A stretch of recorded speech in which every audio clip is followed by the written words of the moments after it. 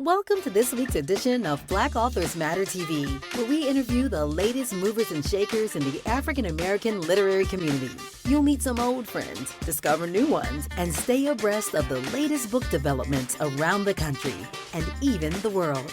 So sit back and relax for the next 2 hours with Black Authors Matter TV co-hosts Gwen Richardson and Dr. Rhonda Lawson.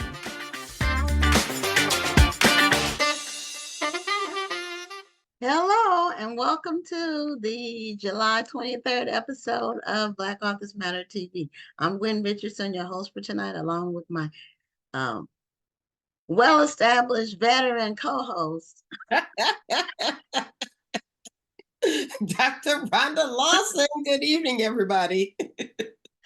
Yeah, and we're excited because if we seem a little giddy, we'll be going on the road with the show for the first time this weekend to the Black Librarians National Conference in New Orleans. So we're very excited about sharing the show with them. I'm going to be taking our new line of literary themed t-shirts. Rhonda's going to be bringing some of her shirts and book baskets.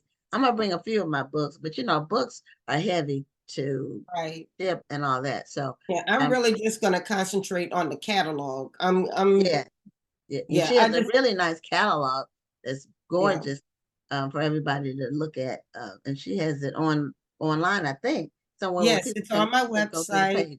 Yeah, okay. It's on the website, and it's also on Issue. And if you go to any of my social media platforms, the QR code is on there. You can scan it and go right to it. Okay, it's really nice. And we have one change in the program in terms of our second guest.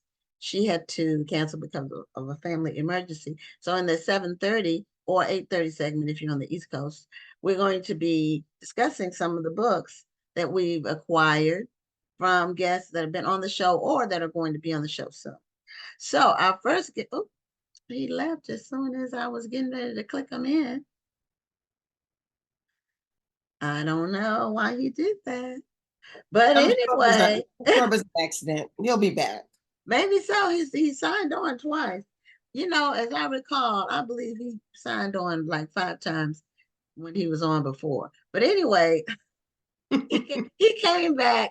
And so we're going to be welcoming Erick Gray to Black Authors Matter TV. And he has a brand new book out. And today is the release day. So we want to wish him a happy release day for his book, which is called Solomon Dark. I see your hand and all the lines. You know, if I was a palm reader, I would be able to read your future with your pull your screen down just a little bit. Can you hear us? We can't hear you because you muted. Well, unmute. Yeah, unmute and then pull your screen down a little bit more. Just a little bit. You hear me? Yeah. Okay, well, welcome back to the show. I'm glad to be back. You were on, was it like a year ago, something like that, or maybe not even? I believe it was sometime in, was it April, March of this year? Yeah, we have so many guests and so many shows that that's a good thing. That's a good thing. Yeah, sometimes it's hard to keep track of everything. So welcome to the show and happy book release day for Solomon Dark. And do you have a copy of your book with you? Yes, I do. You know, I had to keep a copy. Okay, all right, wonderful. So I know you are under the Black Odyssey Media umbrella, and this is your second book under that umbrella, is from my understanding. Is that correct? Yes, my second book. My first book was Gun. Right. Came out October last year. Right. And you write about supernatural or superheroes or supernatural activities in the African American community, but you do it historically. So you might go back to the Jim Crow era or the 1800s and up to the 1970s. So tell us about the new book, Solomon Dark. Okay, well, Solomon Dark is my very first vampire novel. very first one. Oh, Trying, okay. yes. So I'm trying my hand into different things, and Solomon Dog is something I've been yearning to write for a while now. It's about a young slave, Solomon. It takes place in 1850 South Carolina. He's a slave on a plantation. He's married. He's in love to Irene, very beautiful young black woman, and he just had this warrior spirit where he just say he's not meant to be a slave. His biggest fear in the book is losing Irene, and as a black man and a slave, he can't protect her the way he wants to protect her. Right. You know, Right. so he just feels like he's trying to encourage Irene to run north with him. But she has that mentality like, well, we're better off here because if we went north and we're captured, I might lose you. But he's like, I might lose you anyway because I have no control here. We're married, but we are both slaves to master. Anyway, I'm not gonna tell the whole story, but anyway, bad stuff happened. They end up being separated. She sold off because of his actions, and he goes after her, and he's captured. And as he's captured, he has help from ancient slave named Akasha. Akasha promised him power, revenge, true freedom, but you have to become this unnatural being. So in order to find Irene again, he accepts the it's like he accepts the devil's contract, like I can and then not knowing what comes of it, you know. Okay. And it just goes like, I mean, the book, it just goes way left, man. It's bloodshed, it's romance, it's uprising, it's historical, it's everything in this I'm book. loving the layers. I mean, it sounds like a story within a story within a story. Yes. And the Interview with a Vampire was based in the South in terms of, it was New Orleans, I think, wasn't it? Yes, it was in New Orleans. New Orleans. Mm-hmm. Yes, it began in New Orleans, and then I like how they travel from city to city, and they did. Yes, it's a scary movie. I've seen it, but I'm scared to watch it again. Every time it's like on the guide, I'm like, do I really know? It's really good. It's really well done. Fun fact, the author who wrote Interview with the Vampire, Anne Rice, had a home on St. Charles Avenue in New Orleans, and we would drive past her house all the time when I was going to Loyola University, and she would always have a huge Halloween party at her home, and you would see people coming from all over the place going to this party. So she was really into that. She was living it. Yes. Living the fiction. Yeah. That's kind of like the movie The Exorcist was filmed on Georgetown University's campus. And that's where I went to school. I'm not climbing up those steps. We've gone to those steps. The Exorcist steps. When I was we called them the Exorcist steps. And we wouldn't even walk on the same side of the street. Once you got we were scared. We crossed the street. Those Exorcist steps were famous. And it was kind of creepy. It had a spiritual component to it. Things can take on a spiritual meaning when you embrace whatever the narrative is, the storyline. Right. And that kind of brings me to the question I was going to ask Erick, because I feel like writing such a dark story with so many layers, did you feel you had to go to almost a dark place in order to really get into this story? Actually, yes, I did. Well, when I started writing the story, like I said, I did a lot of reading, I did a lot of research, but then I went back and started watching movies like Roots, 12 Years a Slave, and everything, because I wanted to get the character's feel of slavery and how brutal it was, and but then, well, the more homework, the more I did, it was like a rabbit hole. It was like you read so much, and every time you think but you don't know. You learn, you're like, wow, wow. And it was like so. Even when I wrote researched the Atlantic slave trade, and how they was shackled and how they was treated. And you read about it, you heard about it, but when you do a deep dive into that, how they was treated, how they was branded, how they was force fed, and how the woman was raped, and young guys 12, 13 years old. You're like, wow. And so there was times I was writing this book, it was just breaking me down, like, shoot, because you gotta think about it. Like I said, I have to become every character in this book. So I have to become the master. I have to become the slave patrollers and the overseers and the young black woman and older black woman. So I have to think like these characters. And that's true. I think this book has nigga in it so many times more than Quentin Tarantino's novel. Like, because yeah, because that was the way they talked. Yeah, nigga, and you were like, wow, and that's why they don't treated us like that. So it was a deep dark dive, man. It took me, I think it took me 6-7 months to make this book. About that, 6-7 months. Well, why did you feel that you wanted to write this book? Honestly, I was watching. Well, I think I was watching the show on FX. It was a slave show. I think it was called the Underground Railroad. But it was about an Underground Railroad. It was like they took Underground. No, not Underground. It's a show on FX. I think it's FX or Hulu, and it's called the Underground Railroad. And literally, it's it's slavery, but a fictional show where literally there's an Underground Railroad for slaves to sleep in. They took it for Harry Tubman figuratively, and made it literally for her to be in a railroad, for them to be a railroad. Man, I watched some scene and I got pissed off. And I got pissed off because I'm like, man, when I go back into when I watch Rooster and all these shows, I get like, the way we was treated and mistreated and tortured and families just torn apart.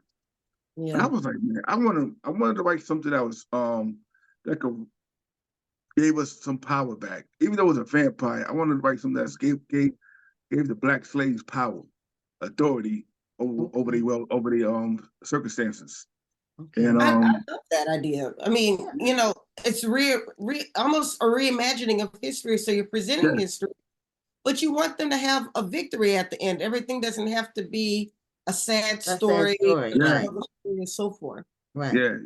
So I was like, so I wanted to just write something that was just like, we wasn't so weak and docile, and where there's a character in this story that really fights back, that just really has the authority, have the ability, have the power to F shit up, because and when I watched what you call it, Birth of a Nation with the Nat Turner thing, I was like, wow, that was a powerful movie, because even though it was suppressed, it showed that how when you get united and everybody just fed up and we just want the same thing, how dangerous we could be and how victorious in them thing. So I want to write something like that, and it pretty much it's like a uprising of vampires, black vampires, and think about how dangerous that is, especially to white America. Like, wow, ain't no stopping them. Very.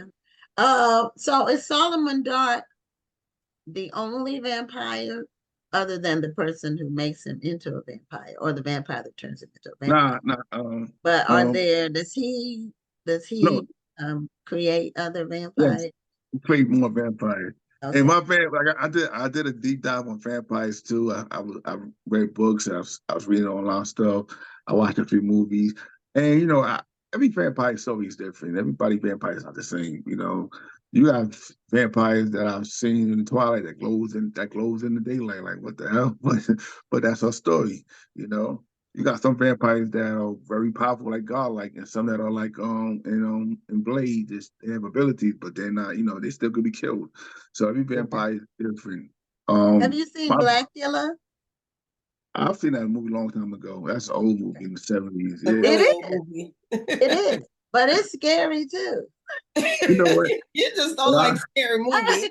No, I do. I like them, but they scare me. What is that? Yeah, a lot of people like it didn't scare me. I don't know. A lot of people I say, yo, that was a scary movie. Like what? Like Black. I mean, he was a scary character. I ain't gonna lie. That was a scary black dude, man. He had the fro. Yeah. Top. Like, And he had the voice too. He had the voice too. Yeah.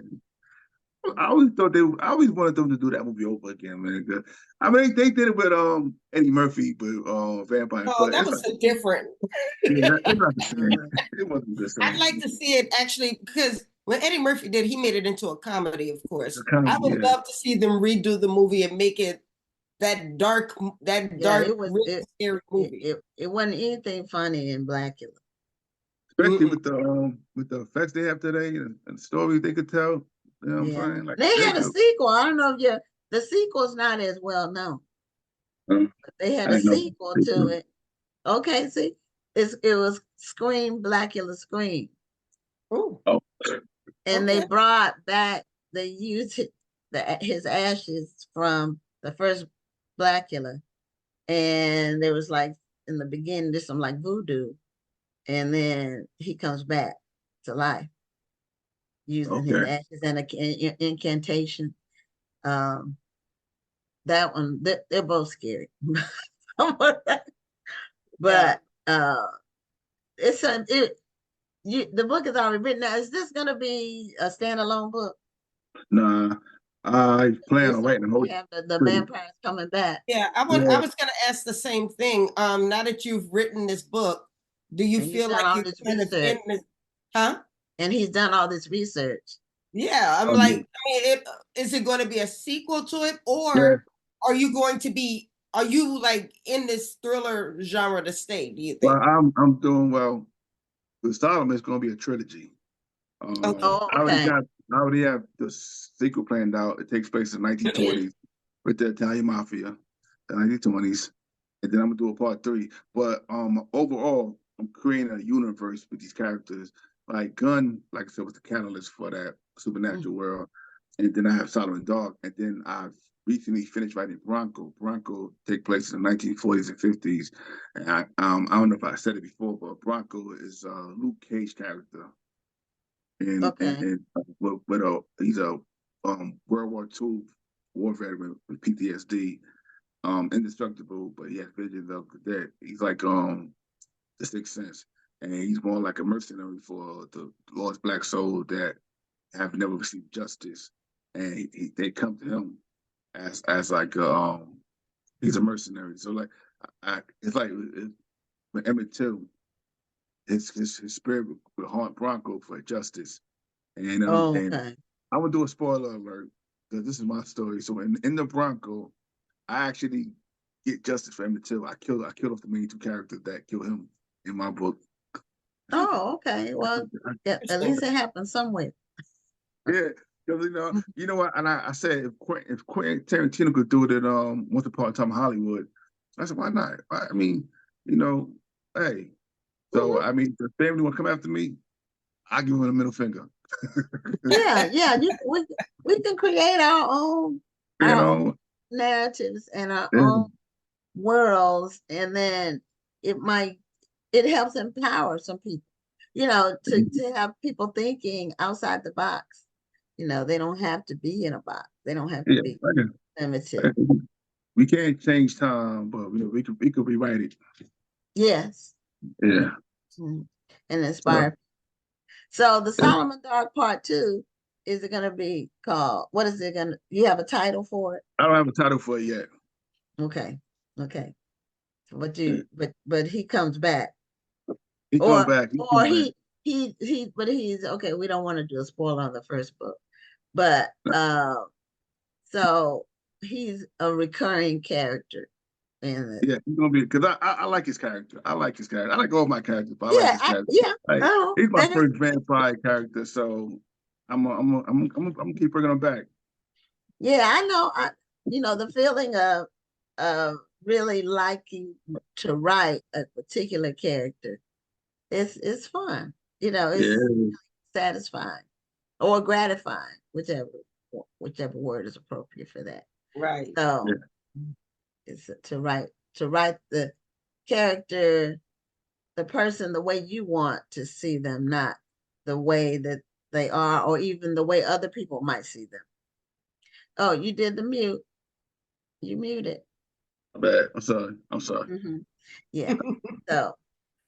So was Gun your first book published? I can't remember from the last interview we did. Yeah, it's my first book published with like Odyssey. My very first book, my first urban supernatural published them. Okay. My Dog is my second. Okay. My third will be I'm looking forward to publishing Bronco. Okay. That's already written, finished. I wrote that I finished it a few weeks ago. So Okay. that's my third. And after that, I have You've another been one. writing somebody, huh, Erick? Yeah, that's what I love to do. Then Zion, I'm gonna write. I'm doing outline for Zion now. Zion is a werewolf novel. Oh, okay. Yeah, that's the Zion. So yeah. How do you find your time to write? I love asking this question, especially to people who crank out books like you do. Do you write full time? Yeah, I do write full time. But for me, sometimes the best time for me to write is early in the morning. I take my daughter to camp because she's at camp now, or take her to school when she's at school. And I come home and I make me a cup of coffee, and I just log into my laptop, and then I write pretty much all morning. Don't eat breakfast, just drink coffee, and just sit there and write, and take a break, do what I gotta do for the day, and then if I got time that night, everything quiet, I start doing something that night. I think the best time for You me. write all day, all throughout the day.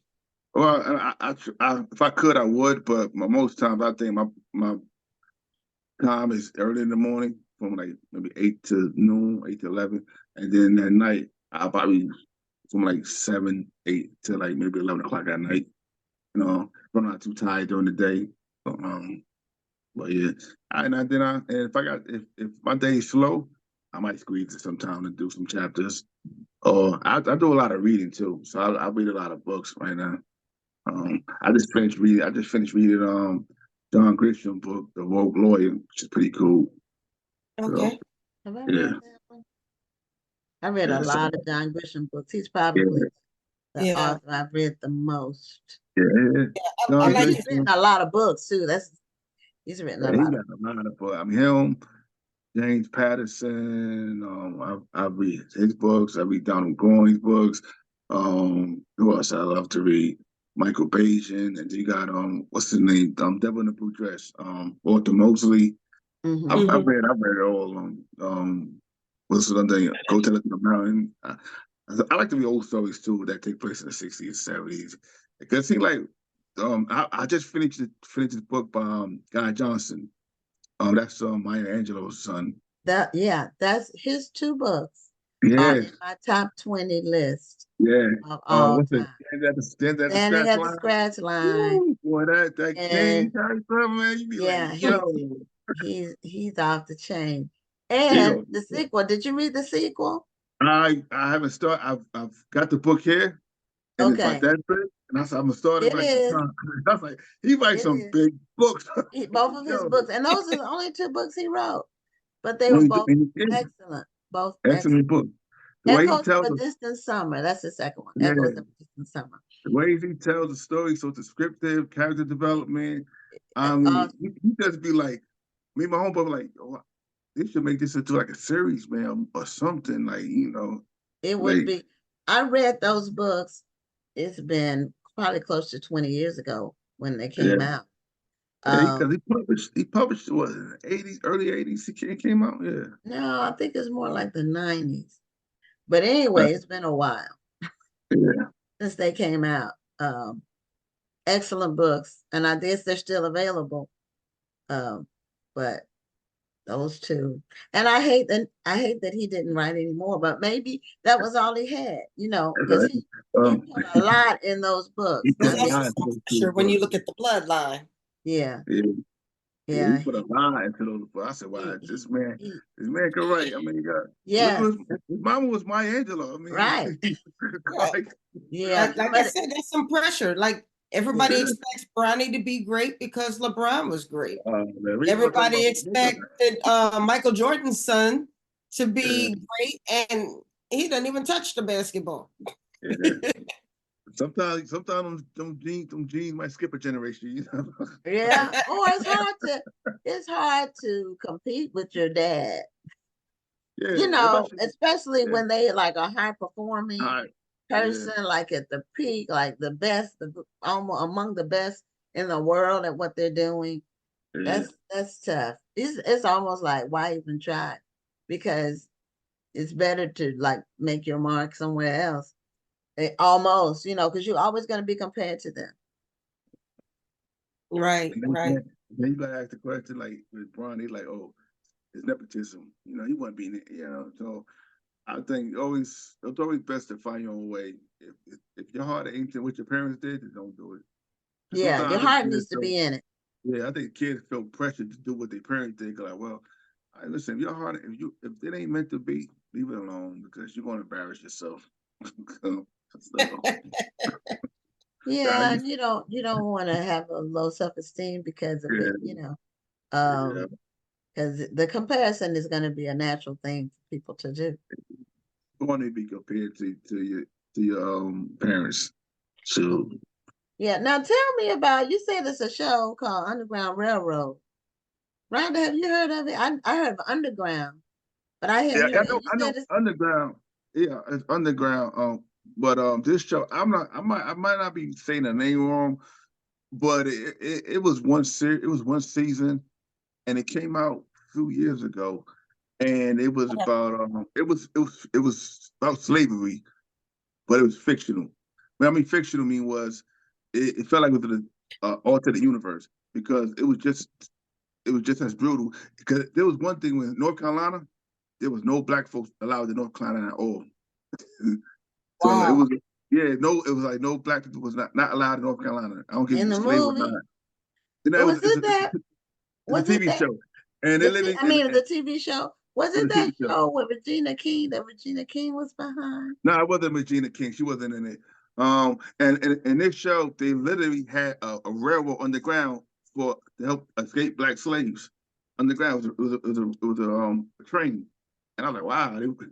They took that really to the next level. They were trying to make Portia Williams feel good by putting that railroad underground. I'm sure you can pull it up. The lady because I'm trying to figure out what if it's that something Crest something. Let me see. There was one season, but I thought it had Virginia King. Was it something called Love Crest? I don't know. My boyfriend fusses at me all the time because I don't watch enough movies. Oh, well, no, this was a show. Well, it's called The Underground Railroad. It came out in 2020. Okay, we'll have to. And it's on Hulu. You said it's on Hulu. It's on Amazon Prime now, but it's called The Underground Railroad. Okay, I don't have. It's a mini series, and it was pretty good. It was pretty good, man. It was very good. I know something about that. But I don't have Amazon Prime. I don't want it. What I do once a year, they offer the 30-day free trial, and I use that, and I watch whatever. I keep a list of the things I'm going to watch when I do the trial. No, I have almost all of the movie streaming services. All the streamings. Yeah, I have Netflix. I don't watch all the movies, but if something's coming on, I like to be able to turn it on and watch it. I don't want to be like, I gotta wait until I subscribe to this. I just want to turn it on and watch. It was a book written by Colson Whitehead. It was a book. Oh, okay, book. Yeah, based on his book. Okay, all right. Yeah, I know what you're talking about. Unfortunately, are we gonna stay? Are we gonna keep on a little bit longer? We'll do 5 extra minutes, and then we'll talk about the books before our next guest comes on. We get a little bit longer because our second guest had wasn't able to come on. Yeah. Oh, so we can talk to you a little bit longer. I'm cool with that. Well, so I mean, getting back to your book, so your release day is today for Solomon Dog. Yes. And then you say you just finished writing your next book. Bronco. Is that going, huh? Bronco. Yes. Is that one going through the editing process already, or are you done with that as well? I'm done with that now. I just finished writing the book, so right now, literally, I'm like a free agent.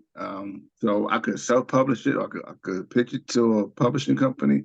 So I'm like really, literally like up in the air. So I could put it on ebook. So either I'm gonna go independent, or I'm gonna see if I'm gonna pitch it to the publisher, see if they're ready to accept it, take it. But yeah. So, but that book is 95,000 words. It's a big book, man. I don't know. Hefty. Hefty is a hefty size, But not too long. When I write, I'm just zoning out. I look like, oh. How do you feel about that? Because I know a lot of authors are moving toward writing shorter books now.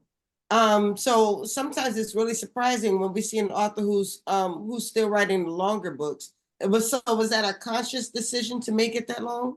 Nah, it wasn't no conscious decision. It's just a story writes itself.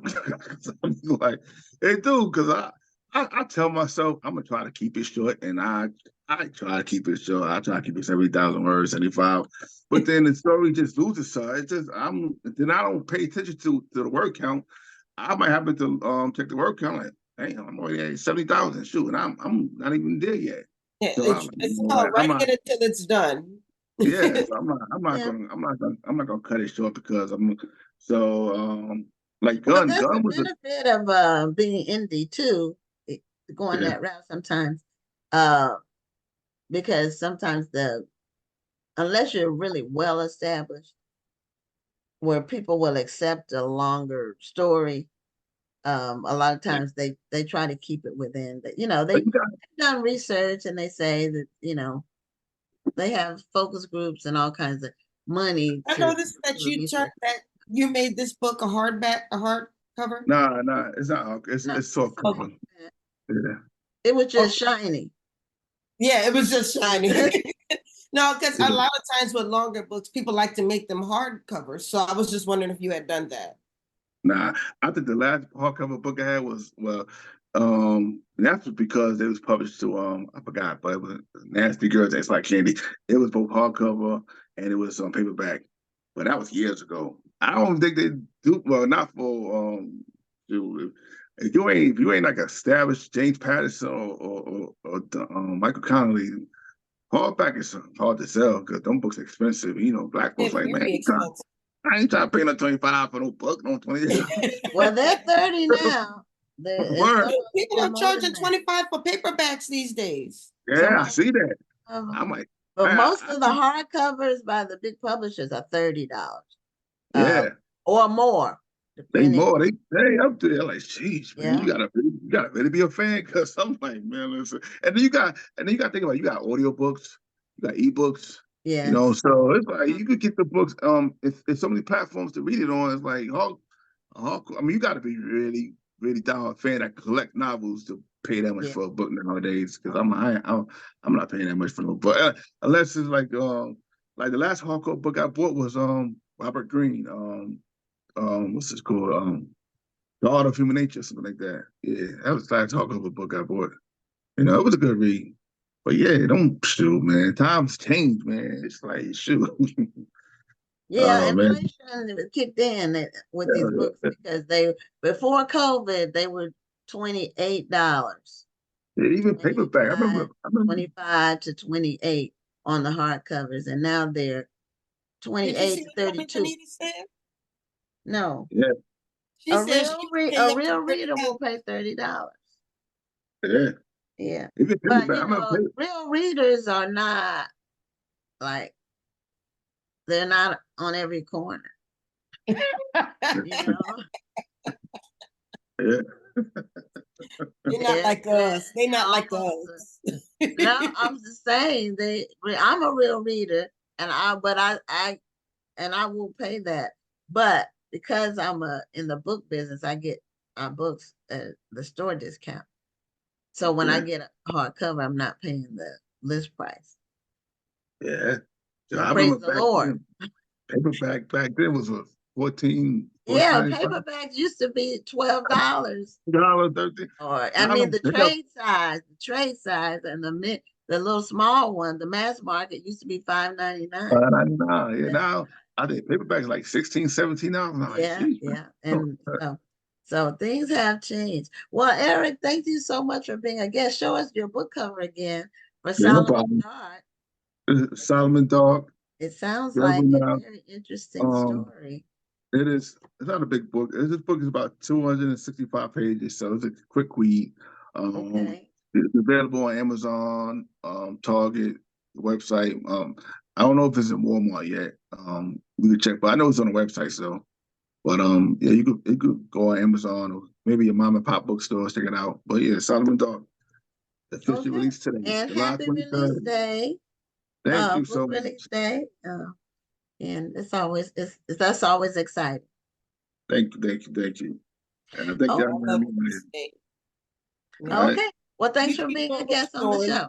And let's stay in touch because we're connected on Instagram. So we got to stay in touch. I will, definitely will. All right, y'all. Have a nice night, baby. Bye-bye. Good night.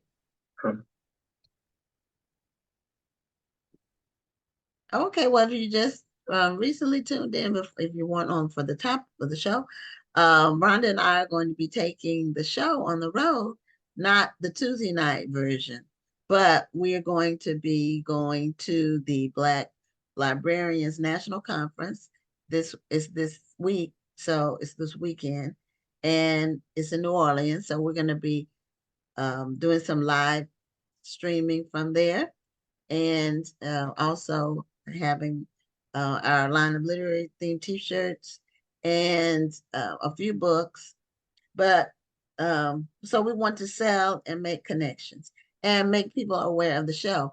And the actually the president of the Black Librarians Conference, the national organization, was on the show a couple of years ago. Michelle Hayes. It's when she first got inducted or elected or however they do that. So she was on the show. And so we're looking forward to that. And then September 7th, we'll be at the Harlem Book Fair for those of you all who live in the NYC area. Come by. We have a tent that we're going to be sharing with each other exclusively. We're going to talk about the Black Authors Matter TV show and similar things. We're going to be doing some live streaming. So we'll be going live from our Facebook page this weekend and also at the Harlem Book Fair. So if you get notifications about when we go live, then you'll know and you can check them out. Or if you don't get them yet, go on our page and click the notifications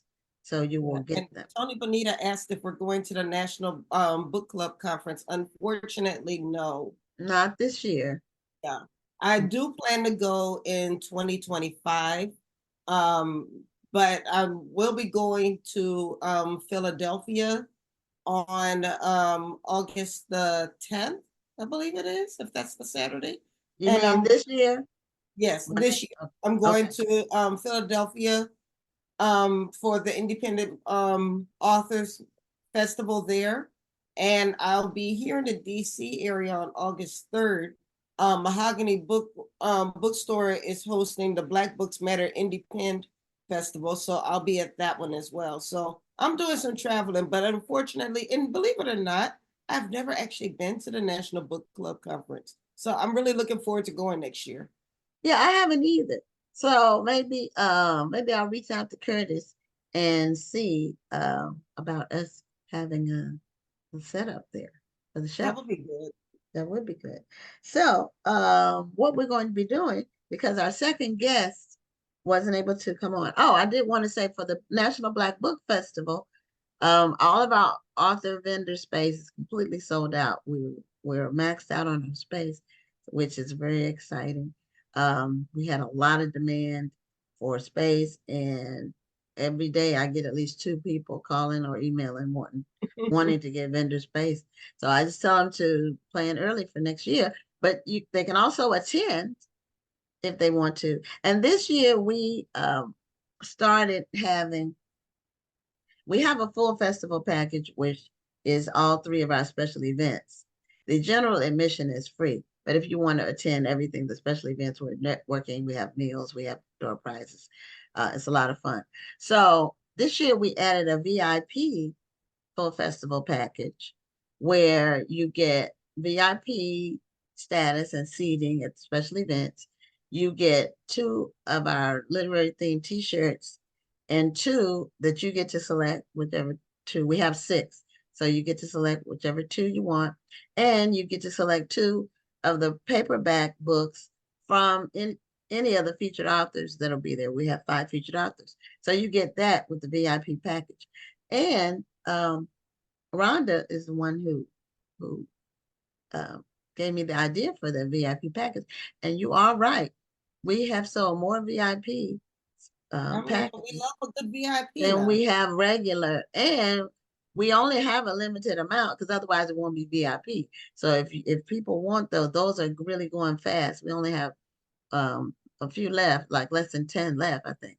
So if you want to get the VIP treatment, go to event tickets and sign up for that. So in the time that we have before we have our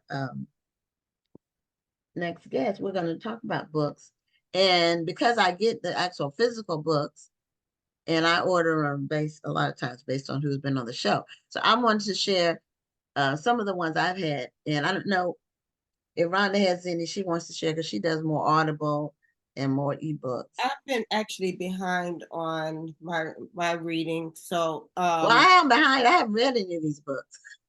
Oh, okay. Okay. I don't feel so bad now. I mean, I can tell you about the books I plan to read. Yeah, these are on my to be read. Yeah, which is constantly growing, and I have to move it in different rooms. Well, I will say that I have started reading, but I'm doing it on Audible. What's the name of the movie? I mean, the movie. It feels like a movie listening to it. The Reformatory. Okay, I finished the Reformatory. Yeah, I'm still reading. I don't want to talk about it. I'm just going to say that it's very captivating. There have been some parts where I have to actually stop what I'm doing and just stare at the player. And I'm like holding my heart because she does a great job with describing emotion. And I think something that a lot of authors sometimes forget about. They tell us how the character feels, but very seldom does Tananarive do actually tell us how the character feels. She describes it and we feel what the character feels. Even with the lashes, you feel that. So I think that's the most captivating part of this story. So enjoy probably isn't the right word for this story because it's a very heavy story. It is heavy. Yeah, but it does clutch you. Mm-hmm. It's worth reading for sure. But it's 550 pages somewhere in there. Yeah, it's long. It's long. So I'm going to start with the books that I've ordered that are through Black Odyssey Media. And the 2 that I've ordered, these were both guests on the show. Outraged by Brian Copeland. Got that one. And the other one that I got is Tainted Liberties by L.R. Jackson. She was on a couple of weeks ago or 3 weeks. Brian Copeland was on a few months ago. But both of these are through Black Odyssey Media. Okay. And then I ordered, this is the next book in Mary Monroe's series, because you said you were reading Mrs. Wiggins, Empty Vows is one of them. Yeah, I think it started with Mrs. Wiggins, and then was it Empty Vows, and then I think Empty Vows is 3rd. Wait, let me look in. Oh, Empty Vows is in 3rd. Shoot, I don't have the book with me. Well, I'm gonna look in this book and see if it's listed. Love, Empty Vows was 2nd. Love, Honor, Betray. Yeah, Love, Honor, Betray. I have about this much left in that book. Okay. See, this is why I don't read physical books though, because I haven't finished that book because I can't sit down long enough to finish it. This is why I listen to books. Well, this is the next book in the series Double Live. Yeah, I'm gonna have to go ahead and get into that one. And this one, it takes place in the same town. Is it Lexington, Alabama? Where it is? Yeah, Lexington, Alabama. So this is the next book, but it's got different characters. Like I said, I haven't read any of these books that I'm showing you all tonight, but I've ordered these books based on guests who came on the show, and the stories sounded interesting. So, and I read a lot of Mary Monroe's books, so including the 3 that the Mrs. Wiggins and those other 2. I read those. Those are her books are page turners because she can really tell a story, and her characters are amazing. So now I also got this one, Long After We Are Gone, by Tara Shelton Harris. And she had another book. I don't have it in the room where I am. One Summer in Savannah, which came before this one. So I'm reading One Summer in Savannah right now. Okay. Which is a good read. That's what I'm reading. And then, they were on the show, the 2 Suzettes, the twins. Yes, I remember that. They were on the show with their new sequels that they're doing. They're doing a book 1 and a book 2, and they're connected. Forever Beautiful is the first one, and it's historical. So Suzette Harrison writes historical, and then Suzette Riddick writes contemporary. This is called Wandering Beauty, and they're connected. Somehow they overlap. So my book club picked this one, Forever Beautiful, for our August read. And it's not that thick, so I didn't want to start. I'm taking 4 books with me on this trip to New Orleans. So you're gonna try to read 4 books in them couple of days. It's 3 days, and at night I could, I don't have a lot of totally quiet time where it's no. Well, I'm telling you, no shade to my family. I'm staying with my auntie. I'm not gonna have a piece of for reading. See, I'm gonna be in a hotel by myself. After the exhibit day ends, I can get some food and read. So that's what I'm gonna do. I may not get through all of them, but I'm gonna take them anyway. You never know. Yeah. So you never know. So this one, okay. Sierra London, I got her book, and I don't normally get romances, but this sounded interesting. It's called Fake It Till You Make It. Let me see. Yeah, Fake It Till You Make It. Sierra London. She was on the show a couple of weeks ago, and both of those are awesome reads, and you see the connections. Okay, so Tony Bonita was talking about, I think, the Forever Beautiful and the beautiful books. So I'm looking forward to that. And Tony Bonita, if there is a prize for reading the most books, it goes to Tony Bonita. That's true. This is true. We've seen her library. Yes. And she's constantly adding to it. So that's that one. Fake It Till You Make It. I said, let me give it a try. I don't normally read romance, but I thought I would give it a try. So the next one I got, they were on the show last week. Sounds Like a Plan. This is Pamela Samuels-Young and Dwayne Alexander Smith co-wrote this, and they're going to be doing a series. And this is book 1 in the series. It's about detectives. So I like both authors. So I wanted to see how they do when they write together, how they work. Because I read most of Pamela's books, just about every book she's written. And then Dwayne, I've read a couple of his. So, but I think he does more screenwriting than book writing. Right. Like said, he does movies and stuff. So next, I have ordered a lot of books that I have read. I'm about to say, we're gonna run out of time before I can talk about my little to-be-read list. No, go ahead. I thought you were saying you hadn't had a chance. No, okay, let me stop. Let me stop, and then you can do your. I got 3 more, so let me. Go ahead and finish your 3. Okay, all right. I'll be fast. Okay, next week is our anniversary show. this July 30th will be our 4th anniversary. So the anniversary show will be very exciting. We have a very, very exciting group of guests for next week. So, in fact, I have the roster that we have for next week. Leonard Pitts, he's been on the show before. This is a new book. It's called 54 Miles. And is it out yet?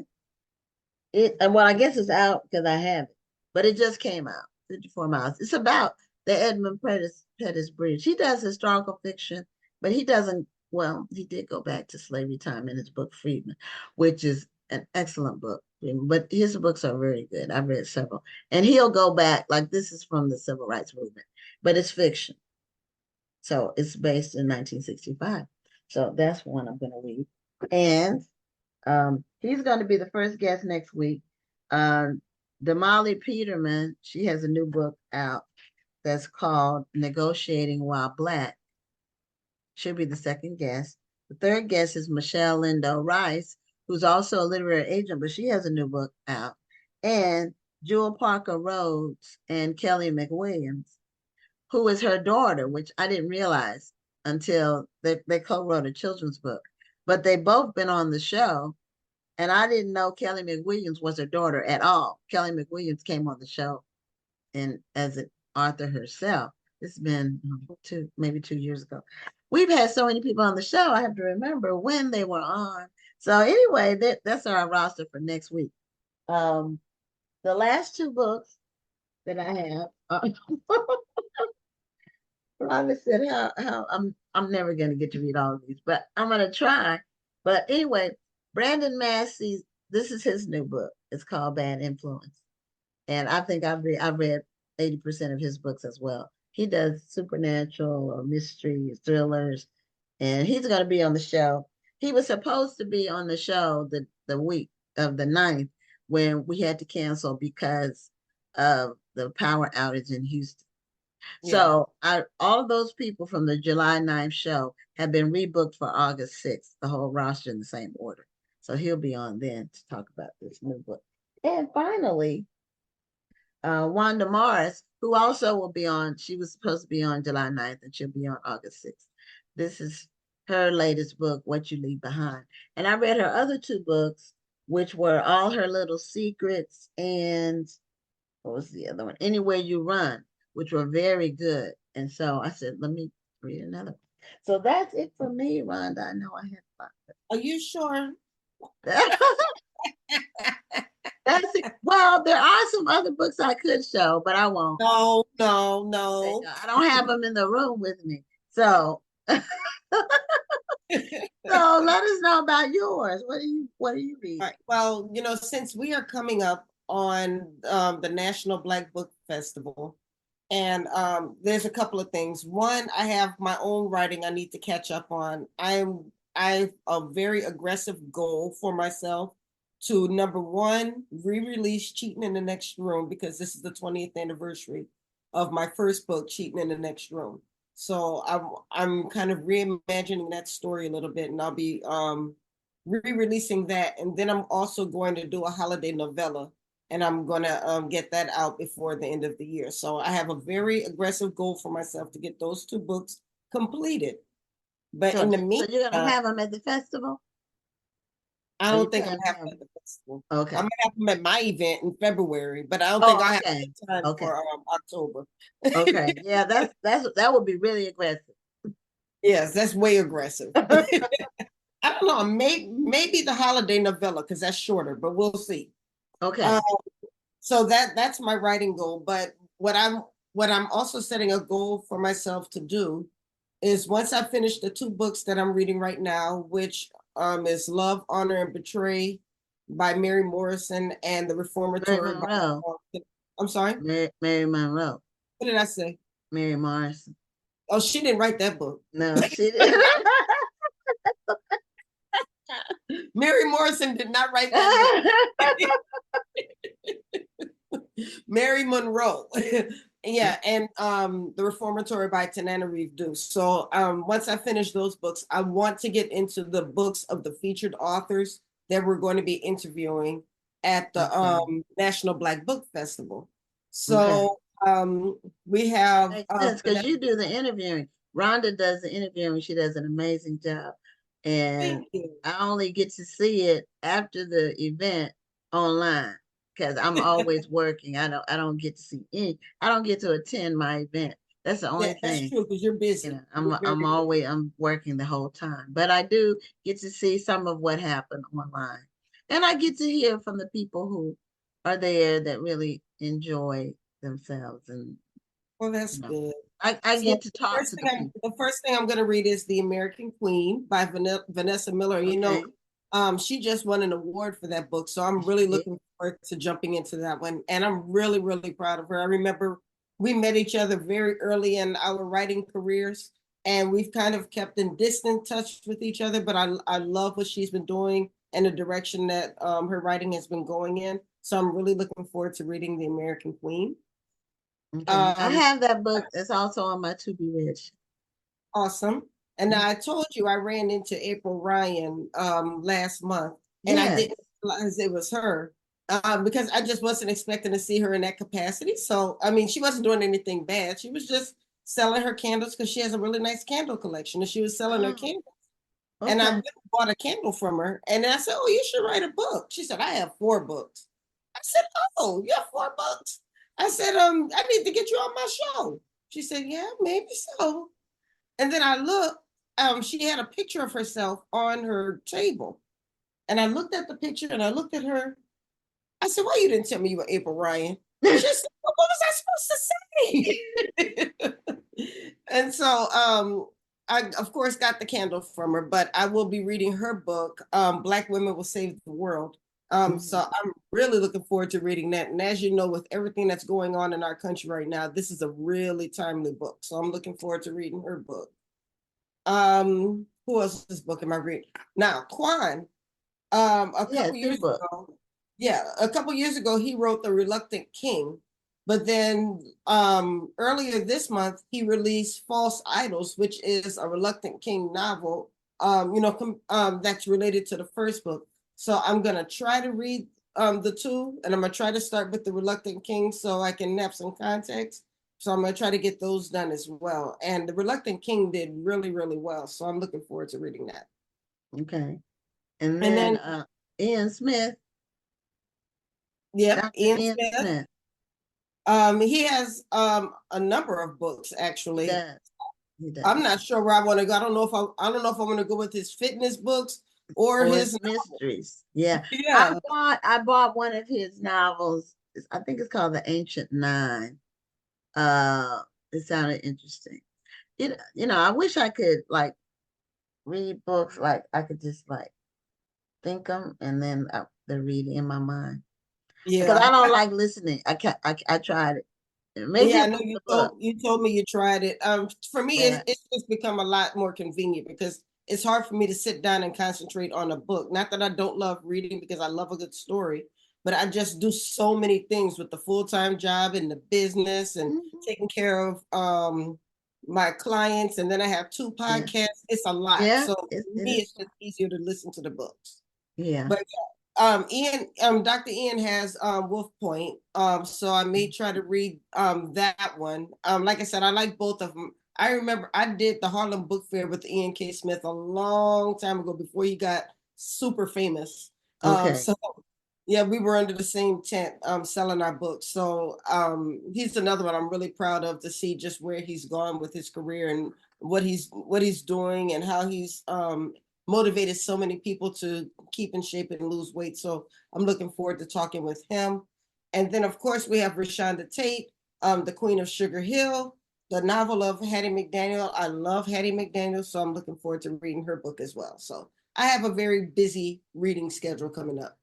Yeah, well, you got a lot of travel, so maybe you can read on the train or the plane. Yes. Probably, or listen, either one. Yeah, I might try to actually read on the train. I try to save listening to books for when I'm exercising, when I go for my walks, or if I'm on a long drive. Like today, I had to drive out to Ashburn, Virginia, so that was a good time to do a good dive into the reformatory. Okay, yeah. We read The Queen of Sugar Hill for our book club book for the Kush City Book Club. So it was good. And Rashana was on the show. Yeah, she talked when about it it came out, for the talked book, about it. the book club kickback, which I couldn't contribute much because I hadn't had a chance to read it yet. So that's why I said I want to make sure I read it before we do the interview. Yeah. Okay. Well, it is 8 o'clock and it's time for, Vivian Jones Robinson said, I loved reading the Hattie McDaniel book by Rashonda. Great read. So it was a very good read. It was a quick read too, even though it's a biography, but it was good. It was fast. I like biographies to read like novels though. Yeah, well, it was historical fiction, so it really read like a novel. Right. It reads like a novel. And she's doing another book, another historical fiction book that's coming out soon. And so is Vanessa Miller. She mentioned another book she's got coming out kind of soon. So we'll hear about it at the festival. So our next guest has been on the show before, and it's Nana Brew-Hammond. She was on before with her children's books, but she just released a memoir called My Parents' Marriage. I think it is. I think it's a memoir. It came out a couple of weeks ago. And we welcome Nana back to Black Authors Matter TV. And she's joining us from the West Coast, correct? Well, I'm actually in New York right now. Oh, okay. Yeah, I thought it looked a little dark for you to be on the West Coast. It's just yeah. And it's actually not a memoir. It's purely fiction. I thought it was a memoir. Where did I read No, it? my parents would kill me if I wrote about. Oh, okay, I thought it was about your parents' marriage. No, this is purely fiction. Okay, I'm sorry. Not about my parents or their marriage. Okay. Don't get her in trouble now. Okay. Well, tell us about the parents that are in the book. I have to reprogram my mind because I'm ready to hear about your parents and their marriage. So so it is it's a fiction, it's a novel, and it's about a young woman in Ghana in the 70s, and her parents have a quite turbulent union. What readers need to know is that there are three types of marriage in Ghana. There is Mohammedan marriage, there is customary marriage, and there's ordinance marriage.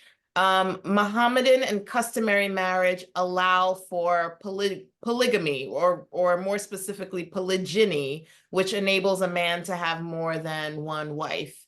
And then ordinance marriage allows, is strictly monogamous. And so because of the sort of probably the tradition that predates all of that, which allowed men to have, multiple partners, a lot of men of means in Ghana, particularly in the time that I write about, would have, a customary wife, maybe a few customary wives, and then would have an ordinance wife. That, it caused a lot of sort of angst within the household, particularly when, the man passed away, because then it's like the heirs are now, you have like two misses fighting over the estate. And it gets quite complicated. So the book is about the daughter of a woman like this, who's, basically trying to chart her own course. She does not want this kind of marriage for herself. And it's actually causing her to make a lot of interesting decisions in her own relationships. So that's what the book is about. Well, I remember having this conversation with an African man. I can't remember which country in Africa he was from, but we were talking about how African men have many wives, but he corrected me. He said, first of all, it's not about being able to have sex with multiple women. He said it's more than that. The other thing is that a man is not allowed to have more than one wife unless he's able to take care of all of those wives. So, which is probably like what you said, it was more men who of means who may have had multiple wives, because if he couldn't take care of all of those women, he was not allowed by law to have all of those different wives. Is that correct? So, yes, the idea in the book, definitely this young lady, her dad is a man of wealth, and that is actually kind of complicating the dynamic because she's also like she's dependent on him. But the irony is that a lot of his wives are not dependent on him. They have their own money, they have their own resources, and so they're in it because they love this man, and he is actually not the part of the angst that's happening is like I think because there are these sort of two kind of conflicting traditions, if you were, that are happening. A lot of wives are like not down, for the multiple, and a lot of the husbands are not always honest about what's going to happen. There's a really good book by a writer called Mariama Ba that came out in, I believe it was the 70s, set in Senegal, and it's I think it's like maybe the mother to this book, because she writes about it's fiction as well, but she writes about a wife who, her and her husband, they're like in the like post-colonial, Senegal, living their lives, enjoying themselves, and then years into their marriage, like 20 years into their marriage, he picks up a new wife, and it's Wow. quite devastating to her, to her children. And so I really wanted to examine this less anthropologically. It's not about, it's not like an indictment on polygamy or polygyny. It's not even about that. It's more just, here's a young woman who has seen her mother and other wives of her dad disrespected. She's seen a lot of upheaval and division. Goes along with it. The part Exactly. that So we it's don't more always about her read about. Yeah. emotional response to, what's happening and how it's impacted her sense of self-worth as a woman. Yes, I love it. I mean, I love it because, like we were saying, we hear a lot about polygamy and so forth, but we hear about it more textbookish. Like this is what's happening. We don't really think about what is going on in the minds of the women who are going through this, or even what's going through the mind of the man. I think that's one of the reasons why, even though it's a entirely different culture, I enjoyed the Joy Luck Club because it really delved into the emotion of the first wife, the second wife, and so forth. And so this sounds like a really interesting book.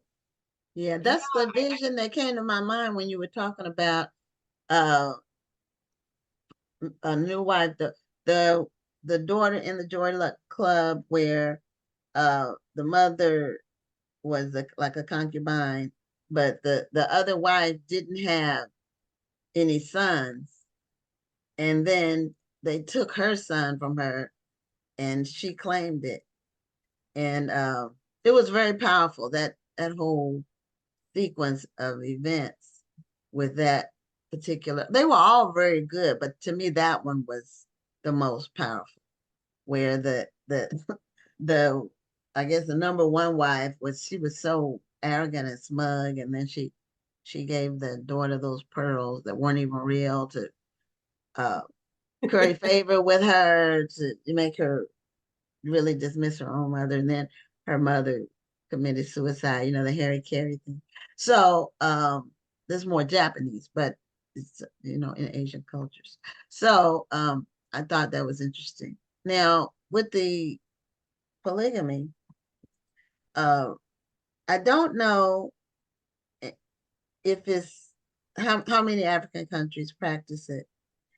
We had an employee years ago that was from Kenya, and her mother was the third wife, and because she was the third wife, she had to, when he got another wife,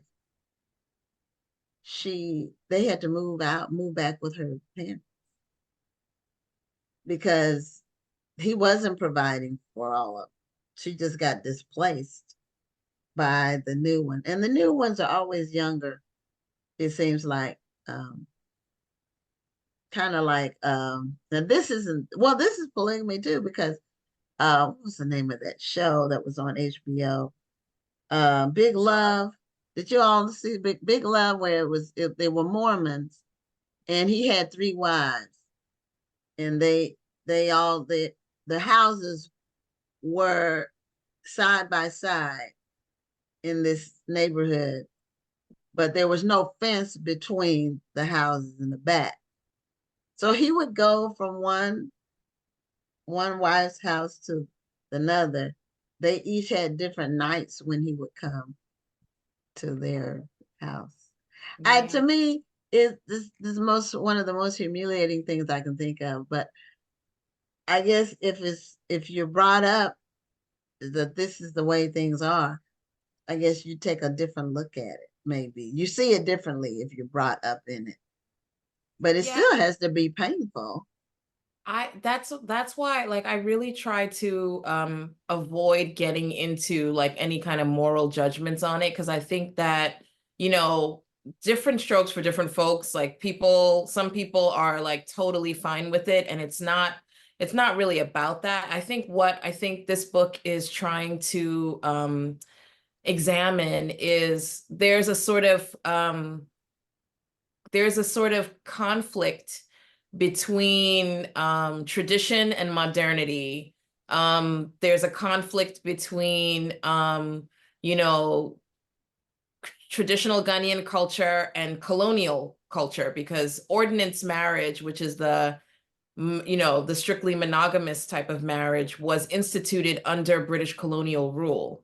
And so, you know, there is what happened when the British came in. It's like I liken it in some ways to its own kind of marriage, because it created a union between these two cultures and to these two peoples, even though it wasn't a willing, kind of advantageous union, but it created a union in which a lot of the tastes and a lot of the attitudes were colonized by, the British culture and the British way of thinking. And so, it's like, for example, a lot of women were like, oh yeah, we like monogamy. A lot of women and a lot of men were like, we like polygamy. But then there's like, so then it creates this sort of tension within the culture, because it's like, oh, there's this other way and I like it like this, and oh, I like it like that. So it's kind of the thing about this family that's at the heart of this book is that this is a family that is like, high class. They're an ascendant group of people. They've been living under, British colonial rule for like, since they were kids. It's a new Ghana. Ghana is like, now independent, but they were raised under sort of the empire, if you will. And so the dad is sort of caught between these two ideas, right? He is a man who was born into a society where, like, wow, if you get that money, you get to have power, and you get to have all these women, and you get to do this. And he is living, but he's also wanting to like sort of have the lifestyle of like, a wealthy kind of modern Ghanaian man. So he's not being necessarily truthful with the women in his life. And his kids are sort of picking up the pieces of the division and the upheaval that is being caused. So like the woman at the center of the book, her name is Kokwi. Kokwi is really just reeling from, her dad's like infidelity in terms of being not truthful to her mother, the wives. And also she's reeling from, the jealousy of the other women, right? The jealousy of the stepmothers, the bullying of the half siblings, like all of that is sort of weighing on her. So when she is she's like, basically, my parents' marriage is like her way of saying like, I want nothing like this. And so everything that's motivating her action is to escape the shadow of her parents' marriage. And so that ultimately, she finds a young man who's headed to the States for university. And she's like, I found my guy. He's like, he doesn't have a lot of money. She's a grateful for that. She's like, good, he's not going to be that guy. And then she sort of discovers as she and, as they get married and start their lives together, that every marriage has its challenges, whether, it looks one way or another. Every marriage has its issues. So it's really also about her confronting her own judgment of her mom and her dad, and just really saying like, wow, like, it's not for me to judge. You know what I'm saying? No, it's so funny. I almost wonder, please tell me, and if not, maybe you should, that should be the next book. The wife who is good with polygamy because she doesn't want to be under this man all the time. You come every once in a while, we do what we do, and then you go to the other wives and leave me alone. Yeah. Oh yeah. I mean, I'm sure there are many. And I think that, the thing too is that, what's sort of, delicate about the situation too is that we're talking about like finances and an estate, because again, a lot of these things blow up when the man dies, because when the man dies, then it's like, okay, who is the heir of this estate? And so on some level, I think in many cases, it's really, for a lot of the families that are involved, it's not necessarily even about, sometimes it is about the things, because it's like, wow, okay, who's going to get like this mansion or this business, whatever it is that's up for grabs, right? But there's also the feeling of, like my life mattered to this individual, right? Like I've hitched my tent to this individual, and I'm the wife, like I'm the one, you know what I mean? And so there's a lot, it's complicated. And I think that I really tried in this book to get at that complication, because again, it's easy to kind of look at it from the outside and be like, oh my gosh, like either that's not for me, or like you said, like, all right, that kind of sounds cool. Like I don't have to be a full-time, Let me clarify. I'm not saying at night. I'm not saying that. I know what you're saying. I'm just saying it'd be interesting to read somebody who did. Yes, no,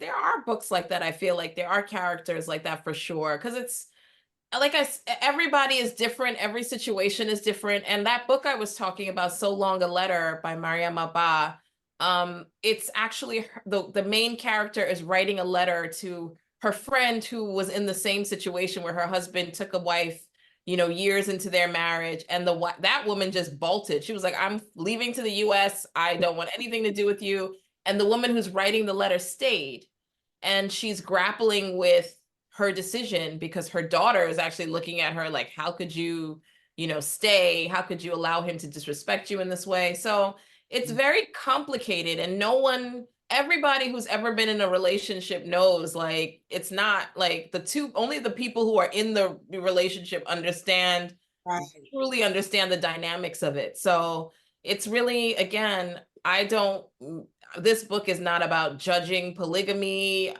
It's not about that. It's really just, again, about this one woman's story of like, this is what she grew up in. She didn't like it. And she's actually making a lot of decisions that are for good and for bad that, she's going to have to, deal with for herself.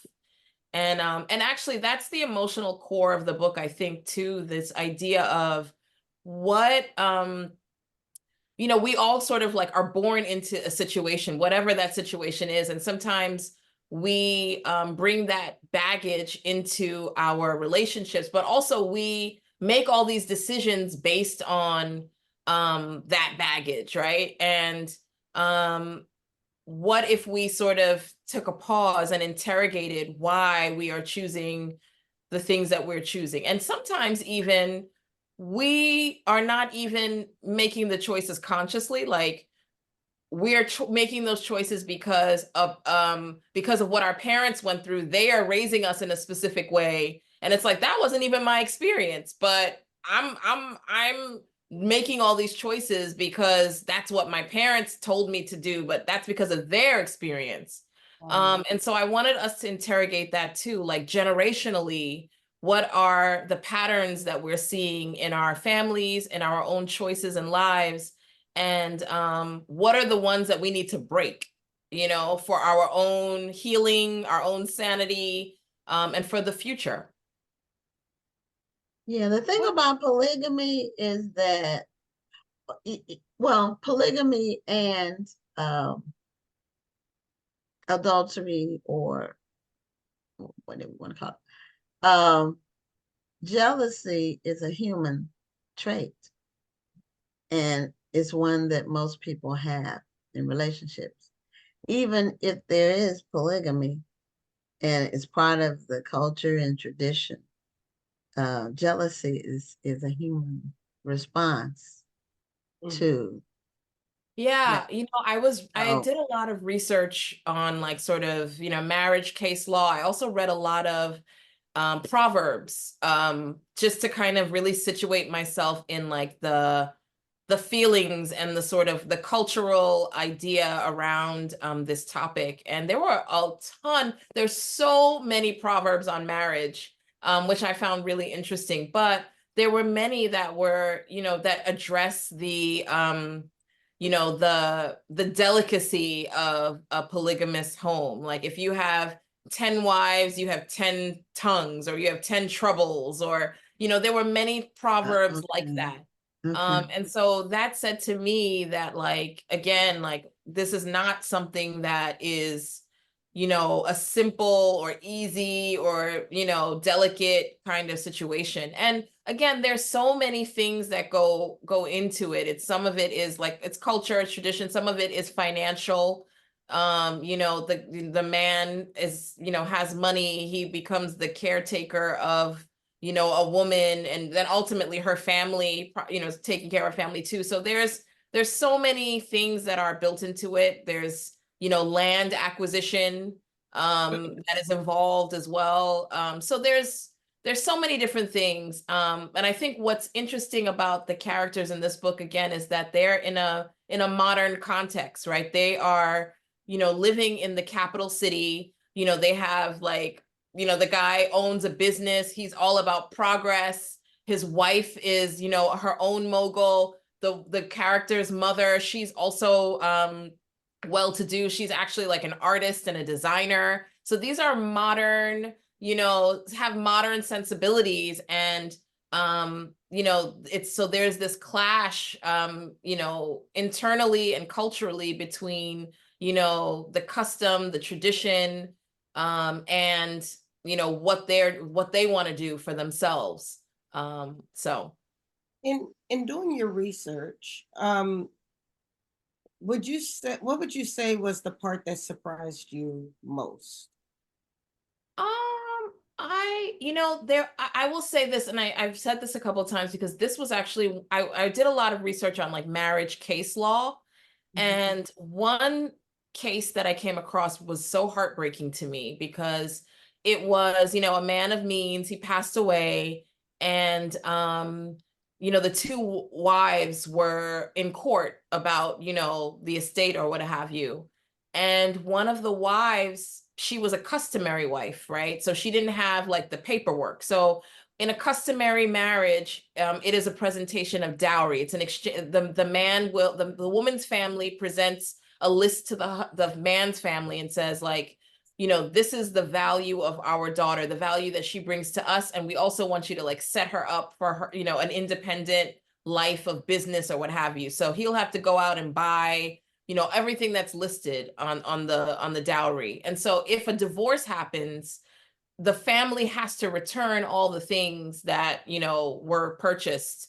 And it's euphemism in Ghana is like, he returned the drinks, because it's, the man would sort of bring like a lot of drinks to the family. And so then he would have, if he returned the drinks, that is considered a divorce. Like that's, they're done.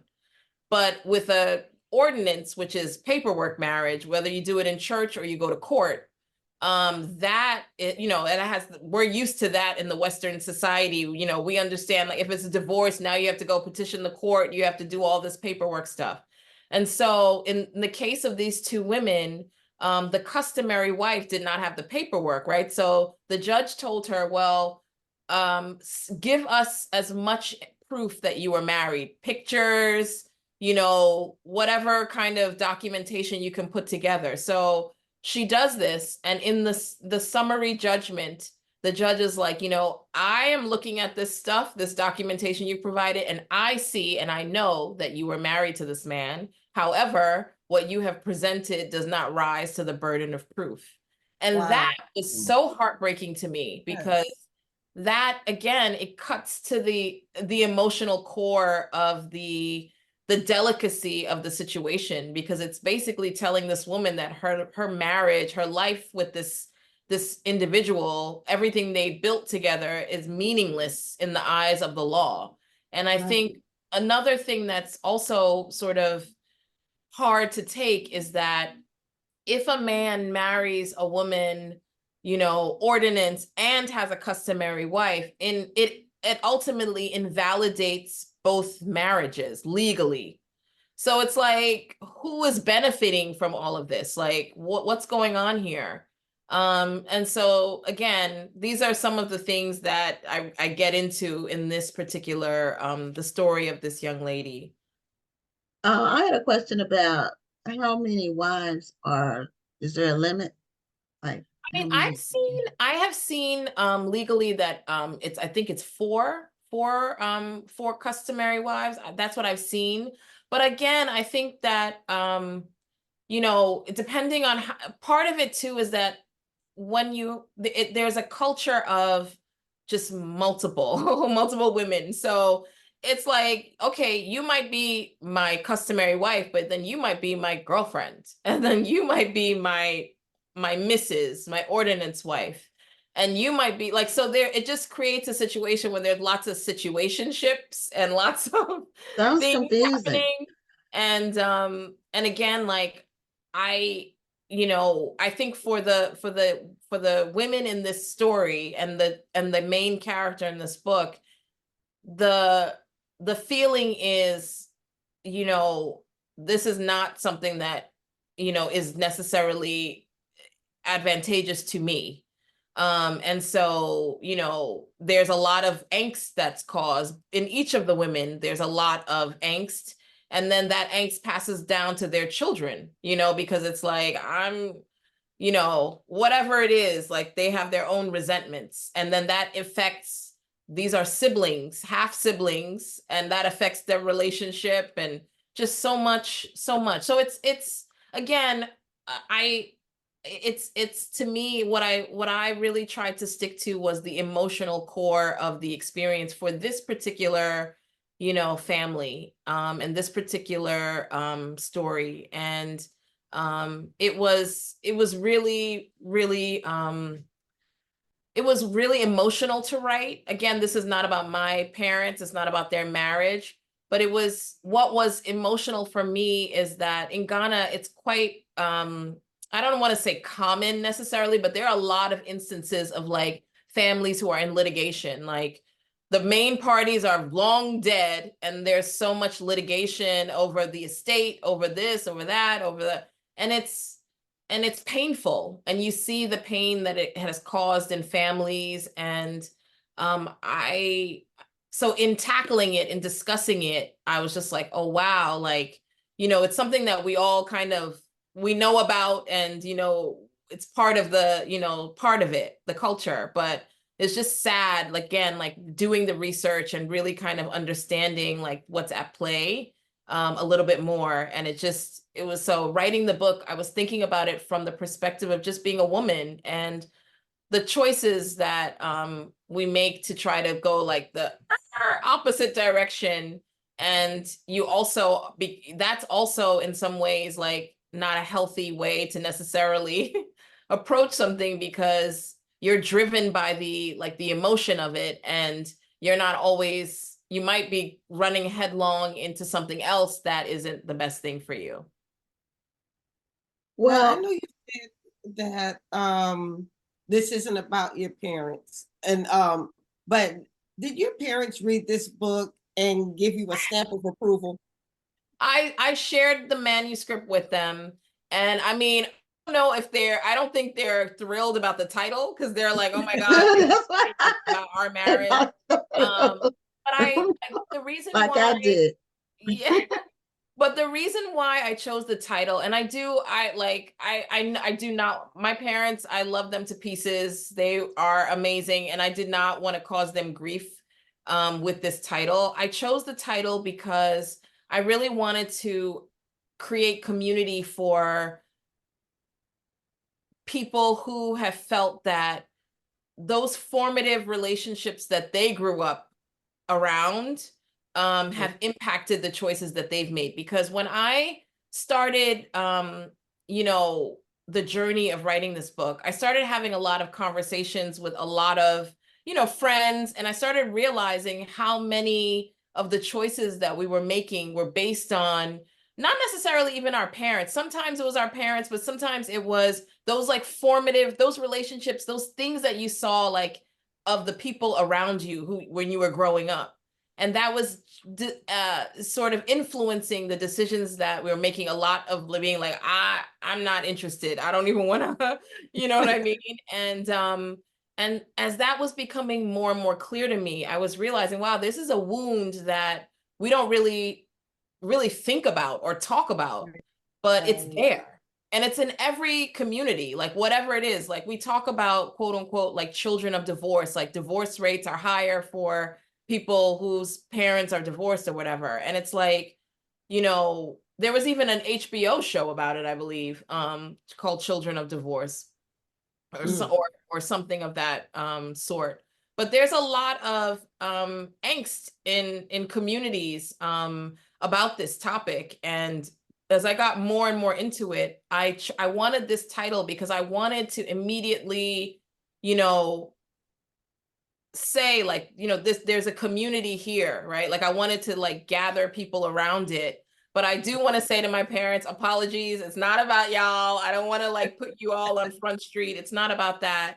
And I will say too, something that I've also been really thoughtful about, like sort of on the side is, this book, a lot of what is also happening is, so she emigrates from Ghana to the US. And I was thinking about my parents in this regard, in that they were really young when they came to the States, and they had so much pressure on them, right? Like, they had kids, they had, they were going to school, they were in a completely different culture. They were, dealing with racism when they didn't have to deal with that, where they were coming from. There were so many new things that were thrown at them and so much pressure.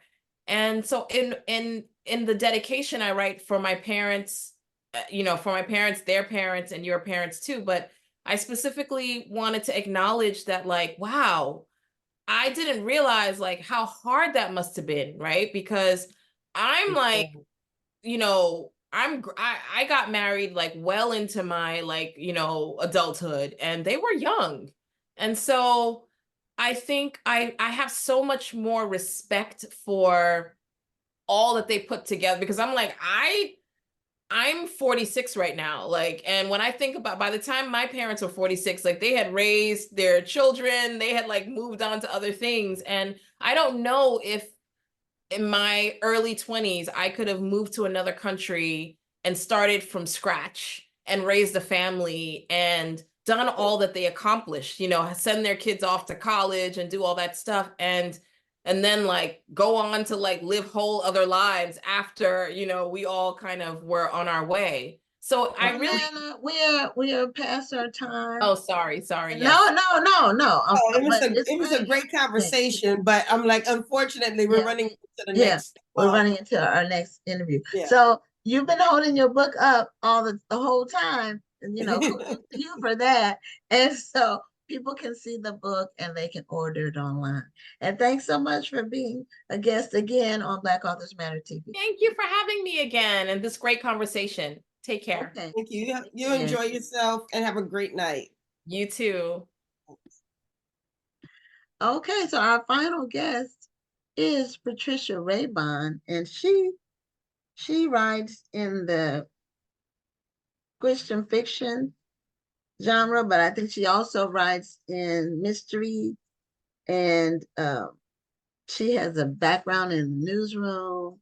So she's going to tell us all about that and how It's like she's in the newsroom right now. her journey from newsroom to novelist, and how she's done so well with that in her mystery series. So, Patricia, welcome to Black Authors Matter TV. Oh, we need to unmute. 1 second. How's that? There you go. Okay. All right. And thank you for being on our show and introducing us to your work. So you have a background. Did you go to college for journalism? I did. My undergraduate degree is from the Ohio State University. You know how they say that now? Yes. Yes, the Ohio State University. In journalism. Okay. And I have a master's in journalism too. Oh. But I'll tell you a little story about how I went from the newsrooms to novels. Okay. And so I could do that now or later, but it's I think it's worth talking about a little bit. No, go ahead. Oh, okay. Well, before I do that, may I also thank you for having me on, both of you, Dr. Rhonda and Sister Gwen. People are starting to understand that you can have a mystery story that explores faith and race. And I've experienced a little pushback on that at the beginning. And now I think that that understanding about this series is getting out. So I really am grateful for you having me on tonight to talk about all of that. Yeah, well, you need faith when you're dealing with race. Sometimes that's what allows you to get through without cussing somebody out or just, punching somebody in the face or whatever. So they go hand in hand. And sometimes editors don't always understand the vision of the writer, and they tend to live in a bubble of strict genre boxes sometimes. And if your book doesn't follow the formula that they're looking for, then sometimes they are critical, or they won't take it, or they want you to change your story totally. And so sometimes now, do you publish as an independent author, or are you with a publishing house? I'm a traditionally published. I've always been traditionally published. Okay. I have I've been a published author for more than 25 years, and the first experience in that for me was when I left the news business and went up to University of Colorado on the tenure track. And in order to get tenure, I had to have a book published. And so I wrote a book about, I didn't know I was going to talk about it tonight, but it's sitting right here. I wrote a book about my decision to make peace with white America. It was called My First White Friend. Okay. And Penguin published that book. And two things about it. Once I started writing it, I realized that I had as much unfinished business in my family that needed my attention. And so that became part of that book. But my dean at the time said, this is not the kind of book you can write to get tenure in the School of Journalism.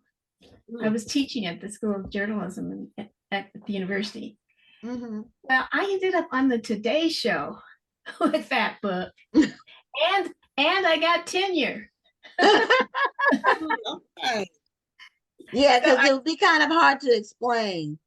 So I tell that, I tell that story because if it's okay to say this here, if God has put something in your life, has poured something in you, and that's the story that you need to tell right then, tell it. And so despite the doubts of that particular person, the book launched my writing career. And so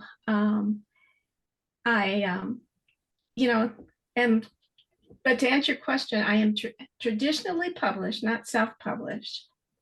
But the hybrid model is really popular now. So I do have a couple of ideas that I might try on my own. We'll see. Okay. So how many books have you published over the 20? You said 20 years. Do you know how many you released?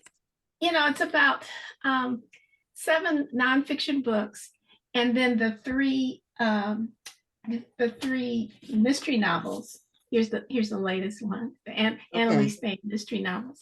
Okay. But what I was going to tell you is that I did start out in the newsroom. My first job out of journalism school was at the Denver Post, and I was working on the city desk.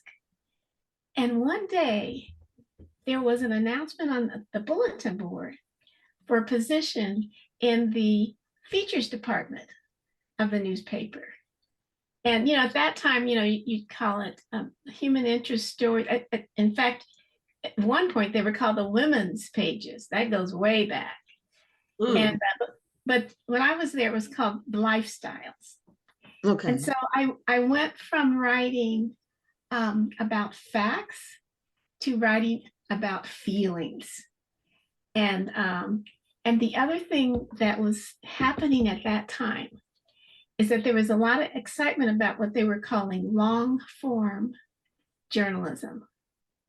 And so we were encouraged to write these long page one Sunday. Those were basically books, because those were really long stories. They were long stories, Dr. Rhonda. And look, I didn't know at the time, you've heard that phrase, little hinges open big doors. And I did not know at the time that that was laying the foundation for the writing that I would do decades later as a mystery novelist.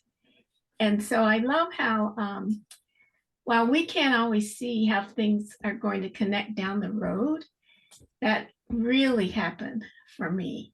And I can see myself, even imagine myself standing in that noisy, busy newsroom, looking at that announcement on the bulletin board and making a decision, a small decision with no encouragement necessarily from anybody, but to go for it. There you go. Now, I have a journalism background myself. I was a military journalist. So even though I loved fiction writing and I loved story writing, most of my training and my expertise was in journalistic writing. So when I first became a novelist, I had to get used to writing longer sentences. I had to get used to writing more description because I was so used to journalistic writing where things were just a little shorter. We didn't do long flowery sentences. We didn't put a lot of emotion into it. Right. So that was something that was a habit I had to break. So I say all of that to say, when you first started writing novels, having a journalism background, did you notice a difference in your writing styles? I noticed a difference in the expectations of readers. So the first in this series, people talk about how fast paced it is. And I think that's because I was using what I had learned in the newsroom, which is, short sentences and, that kind of thing. But as I settled myself down, I realized that the readers want to get lost in a story. They're not wanting to rush through it. Yes. And so I loved learning that, and I thought, well, this is inviting me to do to slow the pace down, let the story be more reflective, and let the characters not just do things and say things and react to one another, but to think about what they're doing and what it means to in the journey that they are on. And so that's when I really, really started to enjoy the novel writing, recognizing that, oh, I can, it, in order for the reader to get lost in the story, I can get lost in the story. Well, it's a wonderful good book if you're reading your own work and you're getting lost in it. Yes. So are you still a journalist, or you teach journalism, or do you do both? I am a regular contributor to a global ministry called Our Daily Bread. They publish I'm familiar with the daily devotionals. And I still do some freelance writing, but I left the news business officially in 2006, but I've always done freelance writing as well. So just today, somebody asked me if I could write a piece for her, 500 words. So yes, you know, at the writing, as you know, the writing business is a tough business.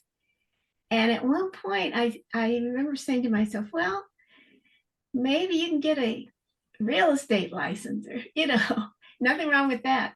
But in reflecting on it, and in my case, praying on it, I realized this is the one thing I have been assigned to do.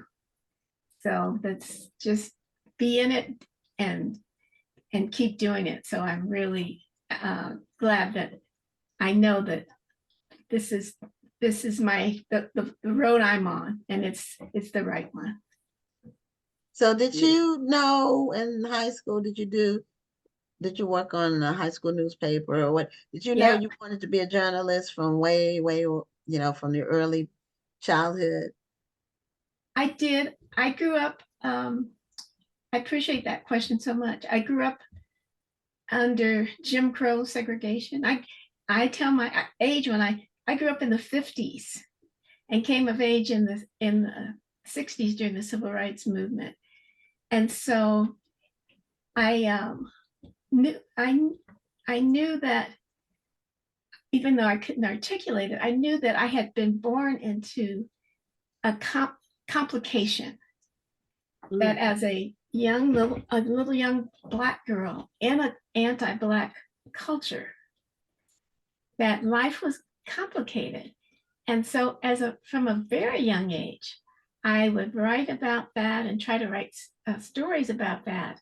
I had a teacher, and you probably heard this from a lot of your guests. I had a teacher in the 3rd grade call me up to her desk one day, and she said, Patricia, would you like to be a writer when you grow up? And, you know, yes. And she said, you are a writer. And she was the first Black teacher. I grew up in Colorado. She was the first Black teacher I had ever. And she was declaring that over me. That's powerful. And then my parents never discouraged that dream. And both of my parents have passed away, but, you know, they could have said, that doesn't sound like a practical thing to do. Mm-hmm. But they supported that. And my dad, you know, encouraged me to find a way to make a living at it. So that's why I ended up in journalism.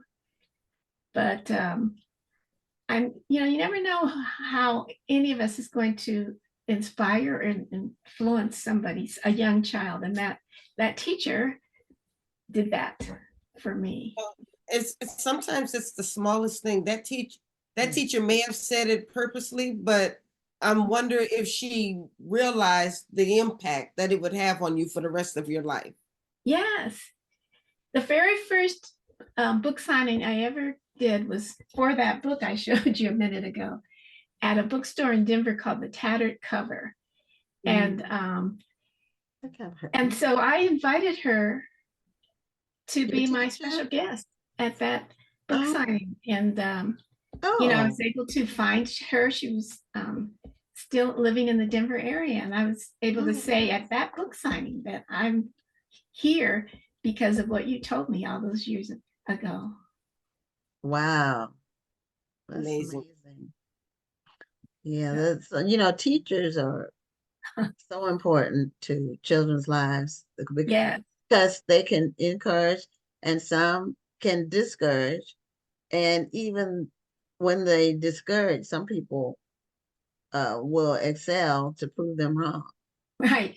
And people say that my teacher told me I was never going to go to college, or I wasn't college material, or I was never, something very discouraging. And they gave them more of a desire to excel, to prove that they could. It was something they wanted to do anyway, but I don't know why a teacher would say that to a child, but right. I had a teacher, I was the only African-American girl in my high school graduating class, 200, in Adams County, Colorado, just outside of Denver. I had a teacher who would not call on me through the whole time I was in her classroom. And so if she asked a question and, I raised my hand, and she would look at me and say, well, since nobody knows the answer, wow, we'll move on. So that's a story I told in this book. That is hurtful. That is hurtful. So and then when I started teaching myself at the university, I thought, I can't imagine anybody in that role saying something so discouraging and dispiriting, to a young child. My daughter had a hard time with it's like this group of teachers had given up on her. And they weren't helping her. And when I finally took her out of that school and I put her in a different school where the teachers actually cared about her getting the education, her grades went up exponentially. She wound up graduating from high school and was accepted by all 6 of the colleges she applied to. She wound up graduating from Clark Atlanta University cum laude. And now she's a preschool teacher. She never thought she would be a teacher. Yeah. So I tell that story because she was not thinking about being a teacher. And now she's getting to affect kids in the way that she was not affected by the teachers that she had when she was growing up. And I think even though she's like, I'm not trying to be a teacher, she keeps getting drawn to education. Teaching. Right, to education. And she said, well, maybe this is what God wants from me. So now she's teaching, and now she's encouraging kids the way she should have gotten the encouragement when she was younger. Yes. Rhonda, my eldest daughter is a graduate of Clark Atlanta. All right. That's a great school. Yeah. Yeah. Teachers are, my favorite teachers are the ones that really pushed me. And I always had a gift for writing and reading. I was an early reader and writer. Yes. Essays. But my 12th grade English teacher is the one who taught me how to write, the structure of it. She said, you have to have a thesis statement. And it took us a while, and we were, in an accelerated class, but it took us a while to understand what exactly she was talking about. Yeah. But her name was Blanche Williams. She was a Black teacher. She was a perfectionist, and she really honed my writing skills when I was in her class to where I could really go anywhere. Having a Black teacher, though, when I've every Black teacher that I have ever had, when they expected more out of me. Yes. And they put it in me. Yeah, you're not just going to get this knowledge. You're going to understand this because you are our future. And, and they made sure of that. I remember when I took Beautiful to Clark Atlanta for the first time, and the teachers were saying, I don't want your parents calling me. You are an adult, and I'm going to treat you like an adult. Don't have your parents calling me talking about your grades. You handle this yourself, because they're trying to prepare these kids for life after college. Right. Yes. you are really bringing up things I haven't thought about in years. When I was at Ohio State, I had one African-American professor the whole time. And this was in a zoology class that I took my first or second semester there. And that young lady, she would always ask me before a test, she would say, Patricia, have you prepared yourself? She would talk to me about the importance of a particular exam or something like that. She wasn't giving me a break. She just showed me that she cared about whether or not I would excel and do my best. And I hadn't thought about that lady for years, but you were absolutely right. She really did make it known to me that I mattered to her. Yes. And I just am so grateful for that. Amen. Now we only have a couple of minutes left, so we want you to, in that time, tell us about your new book and your latest book. You never talked about the book? Yeah, she showed it to us, but we haven't even talked about it. Oh, wow. So it's called Truth Be Told. Yes. It is the third of the Annalise Spain mystery novels. The series is a history mystery set in Colorado in the 1920s when the Klan ruled the state. Colorado had the second highest Klan membership per capita of any state in the US. And so my little protagonist is a theologian who loves Sherlock Holmes. And she comes home to Colorado to solve the murder of her estranged father. That's book one. And then in book two, she's racing the clock to solve the murder of a stunt pilot before she gets framed for the crime. And then truth be told, she's at a fancy garden party when a young lady is found dead in the potting shed. And nobody seems to care about who that is. And so my protagonist, Annalise Spain, is determined to find out what happened, who this young lady is, and who did it. So it's a series. The thread in all of the stories is that she's also searching for the mother that she has never known. So the stories, you can read them as standalone. You can enter the series at any point. And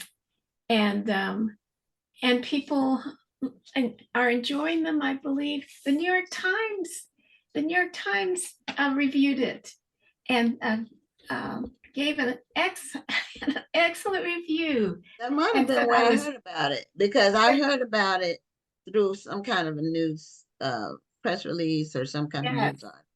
And so they said I was threading that needle between faith and mystery, faith and race and mystery. And I was so excited to hear that affirmation, from the New York Times. But more than that, I am just thrilled that people are enjoying these stories. They really are, and embracing the stories. And I'm really thrilled and grateful and blessed to be writing them. And I love the mystery genre, so that's the other part. Okay, well, thank you so much for being a guest. We're glad we got introduced to your work and got to hear about your journalism career and teachers. And and all of our favorite teachers. So thank you so much again, and congratulations on your success. Thank you. I'm so grateful. Thanks for having me tonight. Thank you. Okay, you're welcome. You have a great night. Thank you. Okay, well, everybody, it is the end of the show. We are going on the road with the show. We'll be in New Orleans this weekend at the Black Librarians National Conference. And we're going to be doing some live streaming. just so you know, you get to see some of the people there and what we're doing. We're excited about that. So check us out. If you will be going live on our Facebook page, and you get the notifications and when we go live, or you can go on the page, click videos, and watch them after the fact. So that's it for us for tonight, and we are signing off. I'm Gwen Richardson, and we'll see you next week, which will be our anniversary show. And I'm Dr. Rhonda Lawson. Have a wonderful evening and a great week. Thank you for tuning in, and join us next Tuesday at 7 p.m. Central, 8 p.m. Eastern for another edition of Black Authors Matter TV.